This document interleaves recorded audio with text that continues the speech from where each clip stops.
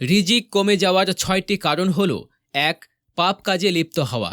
রসুলুল্লাহ বলেছেন, সৎকর্ম মানুষের আয়ুষ্কাল বাড়াতে পারে এবং দোয়া মানুষের তাকদির রদ বদল করতে পারে, আর মানুষ তার পাপ কাজের কারণেই প্রাপ্য রিজিক থেকে বঞ্চিত হয়।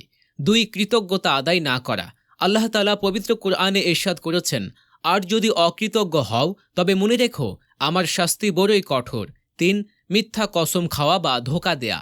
রসুলুল্লাহ সাল্লাল্লাহু আলাইহি সাল্লাম বলেছেন, বেচাকেনা করার সময় তোমরা অধিক কসম করা থেকে সাবধান থেকো, কারণ মিথ্যা কসমের দ্বারা বিক্রি বেশি হয় কিন্তু বরকত ধ্বংস হয়ে যায়। ৪. সুদের কারবার করা।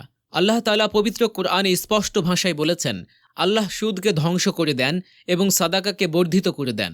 ৫. জাকাত না দেয়া। রসুল সাল্লাল্লাহু আলাইহি সাল্লাম বলেছেন, যখন কোনো জাতি জাকাত আদায় করা বন্ধ করে দেয়, আসমান থেকে তখন বৃষ্টি বর্ষণ বন্ধ করে দেয়া হয়। ৬. হারাম উপার্জন। রসুল সাল্লাল্লাহু আলাইহি সাল্লাম বলেছেন, যে ব্যক্তি হালাল ও বৈধ উপায়ে সম্পদ অর্জন করে তাকেই বরকত দান করা হয়, আর যে ব্যক্তি হারাম ও অবৈধ পন্থায় সম্পদ অর্জন করে সে এমন ব্যক্তির মতো যে আহার করেও তৃপ্ত হয় না, অর্থাৎ সে যতই ভক্ষণ করুক না কেন তার ক্ষুধা নিবারণ হয় না।